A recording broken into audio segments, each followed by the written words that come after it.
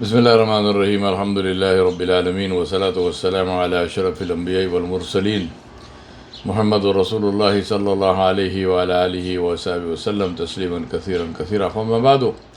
My brothers and sisters, we come to the sixth of the Ashara Mubashara, the 10 who were promised Jannah in this life itself, and that is Al-Zubayr bin Awam ibn al-Khuwaylid al-Asadi. Al-Zubayr bin Awam ibn Khuwaylid al-Asadi. He was a military commander. He was a very famous Sahabi of Rasulullah Sallallahu Alaihi Wasallam.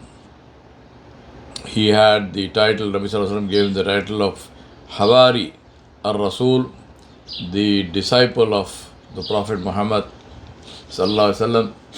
He was known for his bravery, he was known for his, as a great general, he was known for his tremendous chivalry. He was also the son-in-law of Abu Bakr as-Siddiq radiallahu anhu, the husband of his daughter Asma bint Abi Bakr radiallahu anha, and the father of Abdullah ibn Zubayr radiallahu anhu, who was the first Muslim child to be born in Medina. And later he became one of the great Sahaba himself, and he was the one who fought Hajjaj ibn Yusuf. Al-Zubayr bin Awam radiallahu anhu served in the during the Khilafah of Sayyidina Abu Bakr, Sayyidina Umar, Sayyidina Uthman radiallahu anhu ajmain, as well as Sayyidina Ali bin Abi Talib radiallahu anhu. He took part in all the ghazwat of Rasulullah sallallahu alaihi wasallam, and he also participated in the early conquests of the Sasani Persia, the Sasani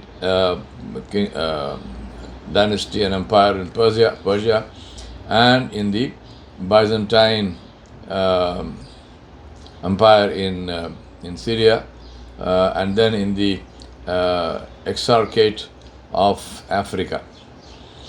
He was one of the earliest people to convert to Islam.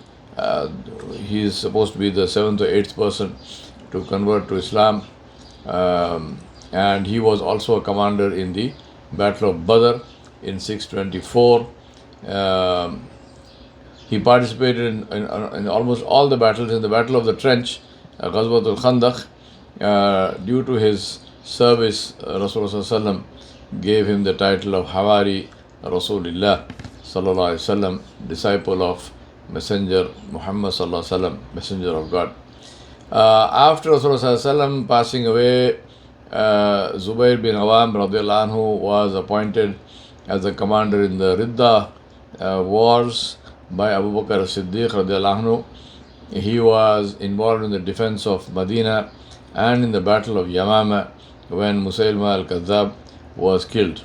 During Sayyidina Umar radiallahu anhu's Khilafah, Zubayr radiallahu anhu served in the Muslim conquests of Egypt, the Levant, of Persia, of Sudan, and of the what is called Tripolitania, which is in present-day Libya, near Tripoli. After Sayyidina Umar radiallahu anhu's assassination, after he was Shaheed, Zubayr radiallahu anhu became a very important political figure of the Khilafah, and he was the chief advisor of the Shura that elected the third Khalifa, Uthman ibn Affan radiallahu anhu. During Sayyidina Uthman's Khilafah, Zubayr radiallahu anhu advised the Khalifa in all political and religious issues. And after Sayyidina Uthman radiallahu anhu was assassinated and he was Shaheed, Zubayr radiallahu anhu pledged allegiance to the fourth Khalifa, Ali bin Abi Talib radiallahu anhu. Later on, he joined with Sayyida Aisha Siddiqa radiallahu anha and Talha radiallahu anhu in opposing Sayyidina Ali radiallahu anhu in the Battle of the Camel, the Ghazwatul Jamal, uh, in December 656. And after that, in Ghazwatul Jamal, Sayyidina Ali bin Abi Talib radiallahu anhu reminded Zubair bin Awam radiallahu anhu about a hadith where Rasulullah sallallahu alaihi wasallam had said to Zubair radiallahu anhu that he said, "You will rise up in a battle against Ali bin Abi Talib." So Zubair radiallahu anhu immediately realized that this was something that Rasulullah sallallahu alaihi wasallam would not have liked, so he withdrew from the battle.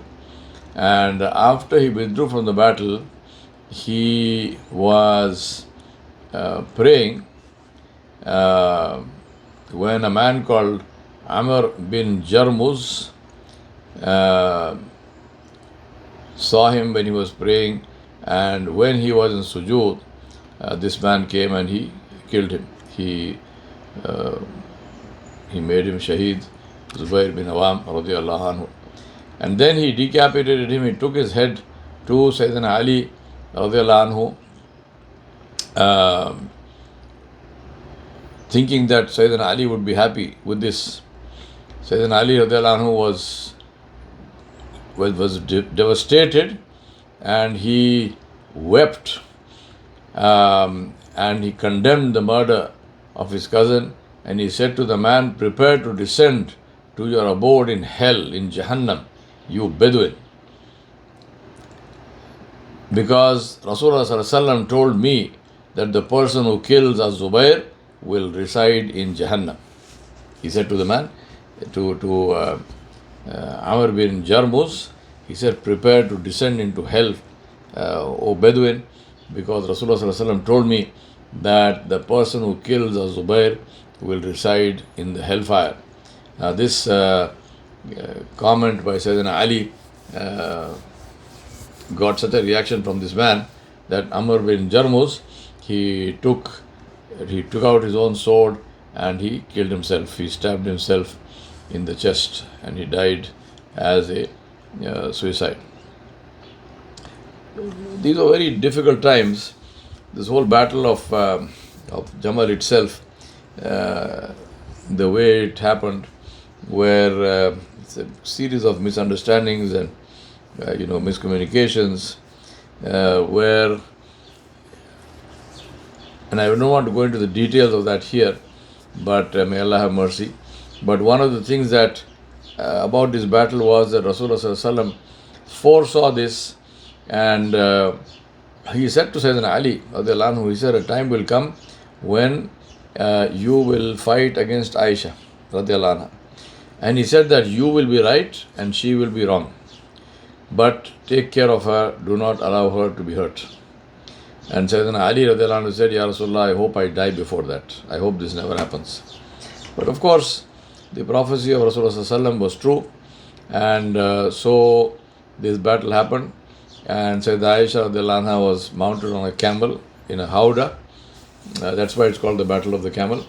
And this camel, the army of Sayyidina Ali, the soldiers, they tried to attack her and kill her.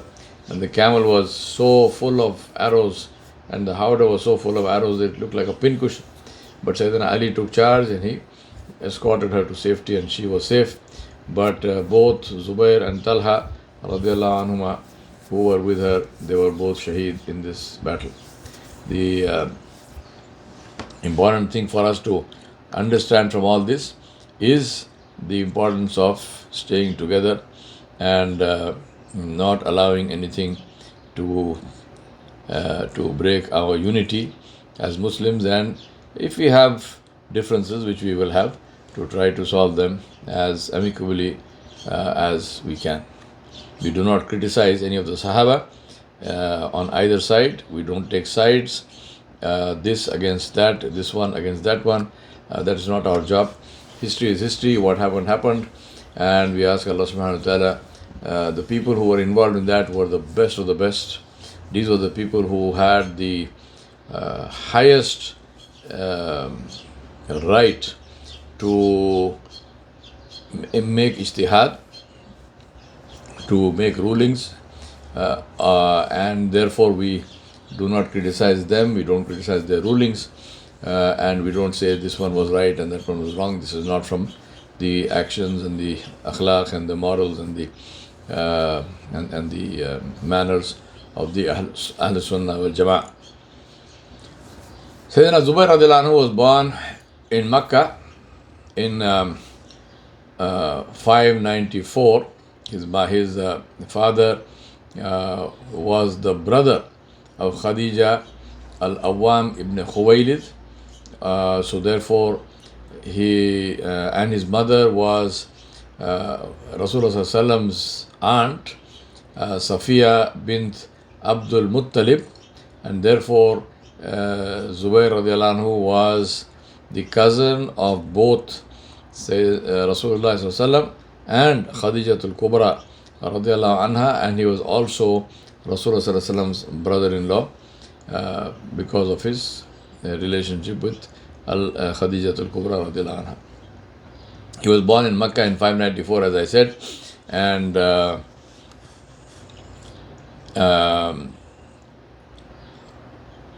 he lost his father when he was still a little boy. His mother Safiya used to try to harden him, and in that process she would also sometimes beat him severely in order to make him bold in battle.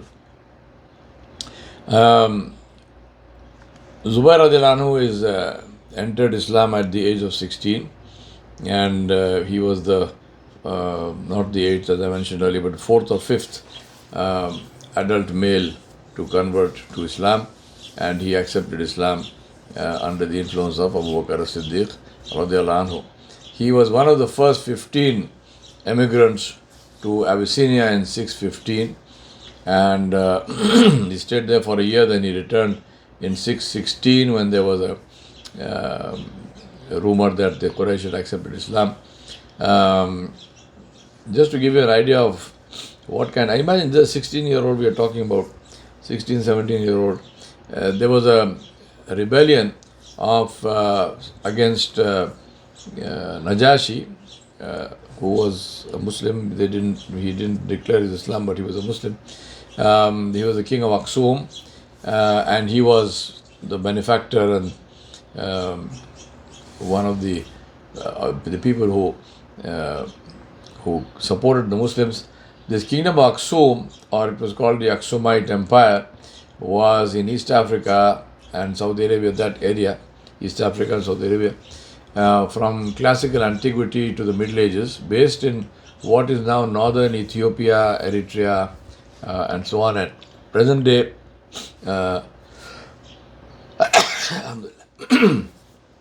Djibouti and Sudan. So this is a very large kingdom, as you could see.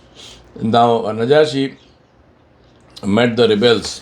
He fought the rebels on the banks of the Nile, and the Muslims were very worried about what would happen, because if Najashi lost this war, then the Muslims could well be in danger.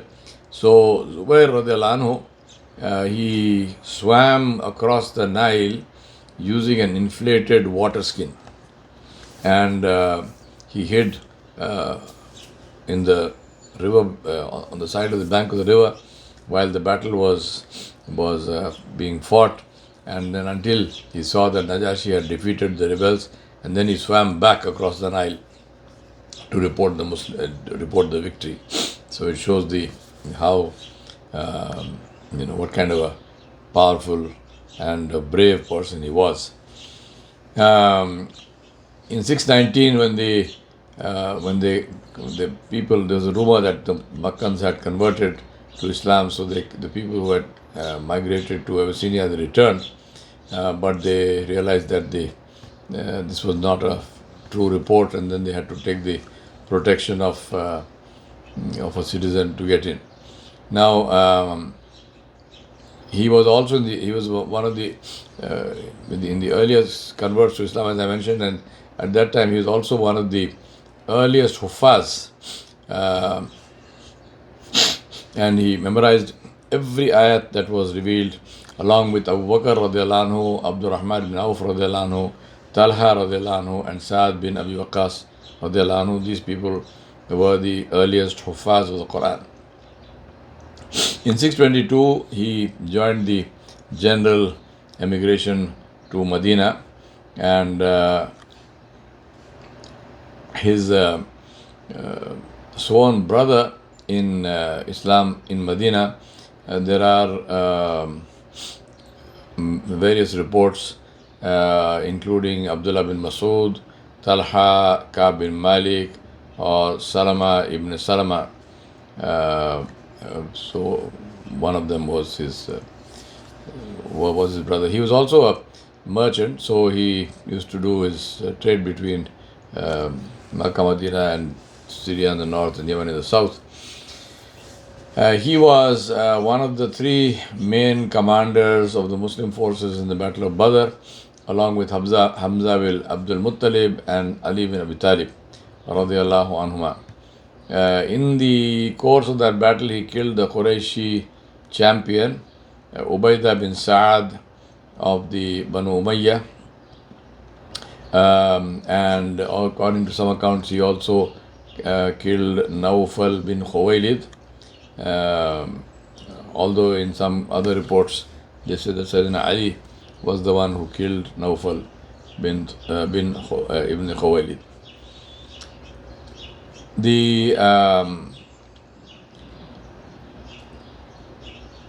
In the Battle of Uhud, Zubayr radiallahu anhu was one of the very few people who were left standing with Rasulullah sallallahu alaihi wasallam after the Muslims were routed thanks to the attack of Khalid bin Walid, and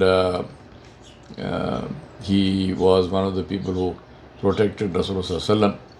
Nabi sallallahu alaihi wasallam praised him also for his killing of the Qurayshi Ibn Abi Talha, who was a standard bearer of the Banu Abdul Dar tribe. He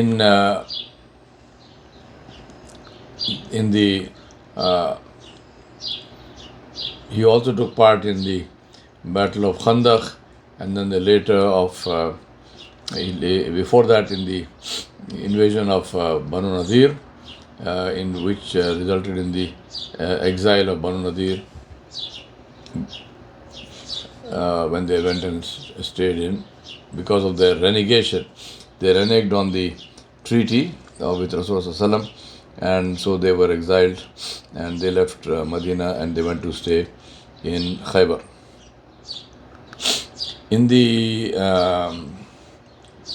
Battle of the Trench, in the Ghazwatul Khandaq, Zubayr bin Awam radiallahu anhu fought and killed Nawfal bin Abdullah ibn Mughayra al-Makhzumi in a duel.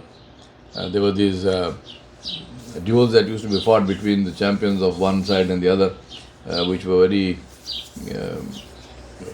important, and they were very instrumental because if one side killed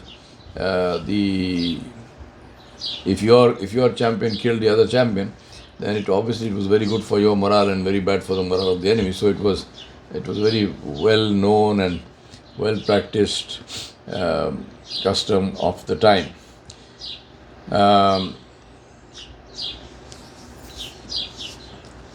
He also played the role of he was sent by Nabi Sallallahu to gather intelligence about the Banu Qurayza, because the Banu Qurayza were also rebelling, and eventually they rebelled and betrayed Muslims, and Rasulullah Sallallahu went against the treaty they had, and as a result of that their forts were conquered and their men were executed. In March 628, Rasulullah ﷺ set out for Umrah, uh, from Medina to Mecca. But we know the whole story, which ended in the Treaty of Hudaybiyah, where the Quraysh denied the Muslims the right to enter, and Zubayr bin Awam radiallahu anhu was part of that. In that process, during that period, Rasulullah ﷺ sent Osman ibn Affan radiallahu anhu to negotiate on behalf of the Muslims, but the Quraysh detained him there, and a rumor was spread to say that Sayyidina Osman ibn Affan radiallahu anhu has been killed. And so therefore Rasulullah then he went and sat under a tree, and he took bay'ah from the Sahaba, all 1400 of them, and they all gave bay'ah except one man, and to fight to the death, to avenge the death or the alleged death of Sayyidina Osman. Of course, this battle never happened because Sayyidina Osman was alive, and Allah subhanahu wa ta'ala, instead of that, caused the Treaty of Hudaybiyah to be written.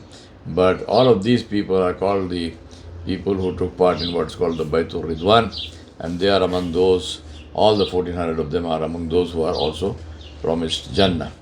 Allah subhanahu wa ta'ala mentioned this in Surah Al-Fatah, where Allah said, certainly Allah was well pleased with the believers when they swore allegiance to you under the tree, and He knew what was in their hearts, so He sent down tranquility on them and rewarded them with a near victory. In the Battle of Khaybar, Sayyidina Zubayr radiallahu anhu also participated, and he defeated the champion of the people of Khaybar, a man called Yasir, in single combat. And after the forts were all conquered, Sayyidina Zubayr, he was one of the people who was also rewarded with the division of the spoils. In December 629, Sayyidina Zubayr and Sayyidina Ali brought back a letter from which was being sent to the Quraysh to inform them that Rasulullah was coming, and so that was not there, and the Rasulullah entered Makkah, or rather he reached Makkah, which was a surprise to them. And when he entered Makkah, he had divided the Muslim forces into three columns. One was commanded by Sayyidina Zubayr radiallahu anhu, who held the battle of the Muhajirun. And the second was by was the commander of the Ansar, and Nabi Sallallahu Alaihi Wasallam himself was in the middle one. In the Battle of Hunain in 630, which was the battle against the people of Taif, the Hawazim, under the command of Malik bin Auf, they ambushed the Muslims and they routed them. And among the very few people who were left with Rasulullah who stood firm was also Zubayr bin Awam radiallahu anhu. And then, of course, there was a counter-attack, and Allah subhanahu wa ta'ala also mentioned in the Quran that He sent forces that they could not see, and the tide of battle was turned against the Hawazim, and the Muslims won a great victory.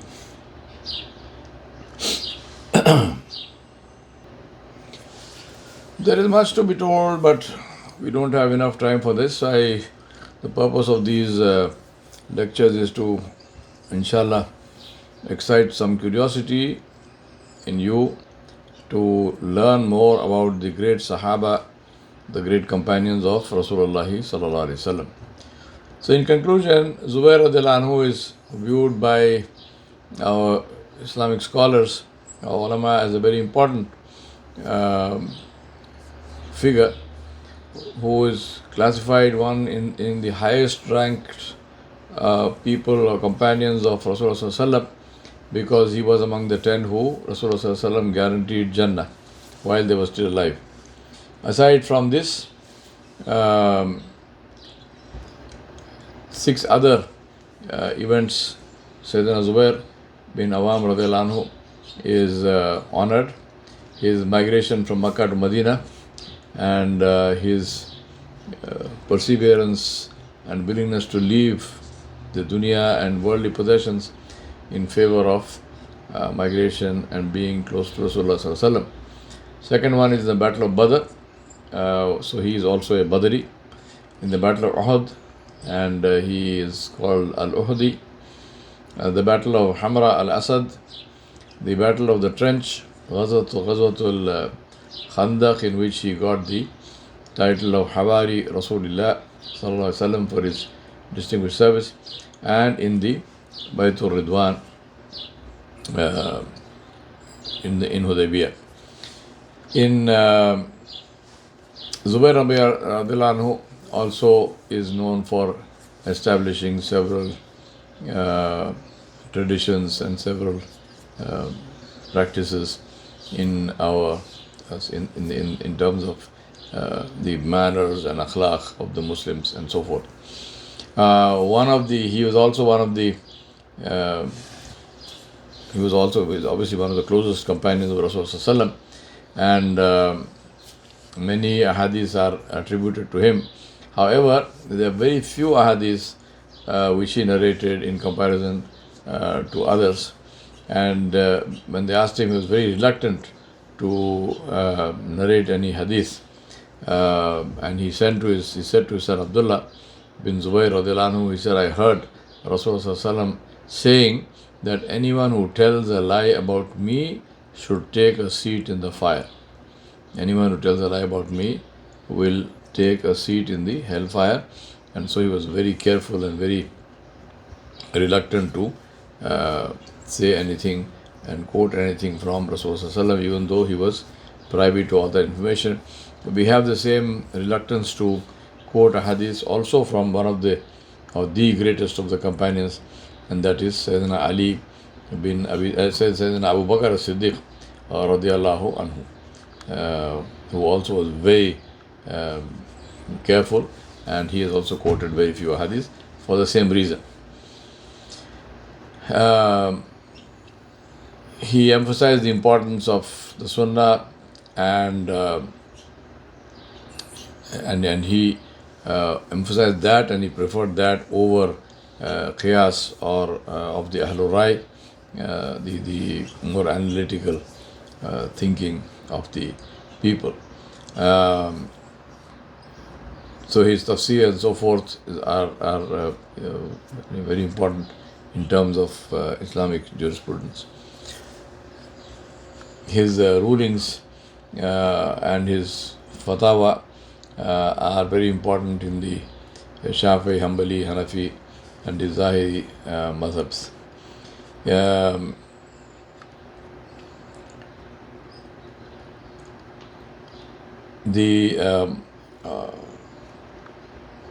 One of the Sayyidina Zubair's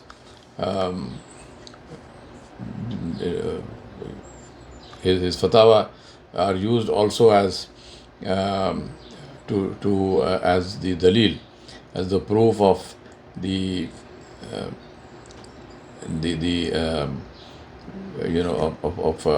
in many of the actions of which are permitted, and also those which are not permitted in modern jurisprudence, Islamic fiqh.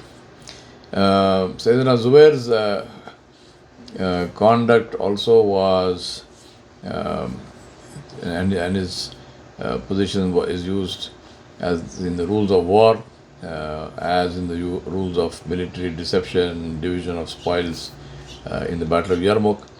He also participated in the Battle of Yarmouk, the treatment of prisoners of war, and so forth.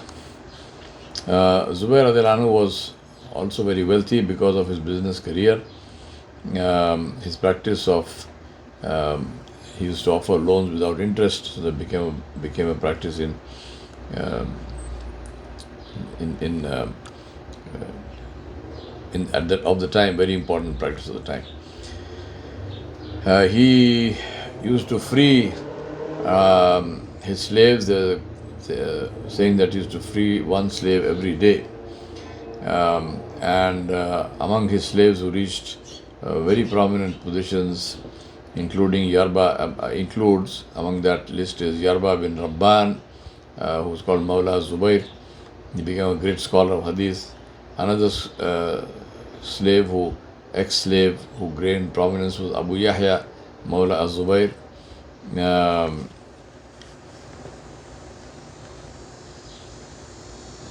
And these are people and many others in terms of the treatment of slaves, how they were treated very well, and they rose to high positions.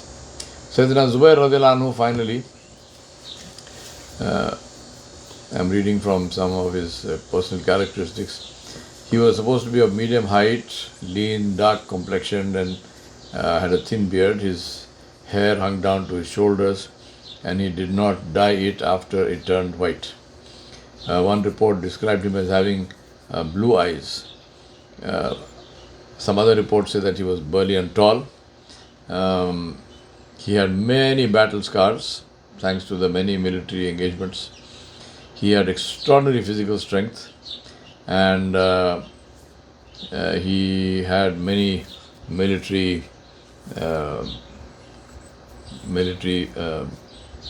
victories to his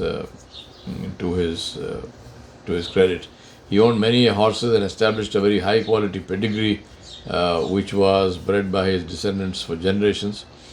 He was very generous, and he had a lot of wealth.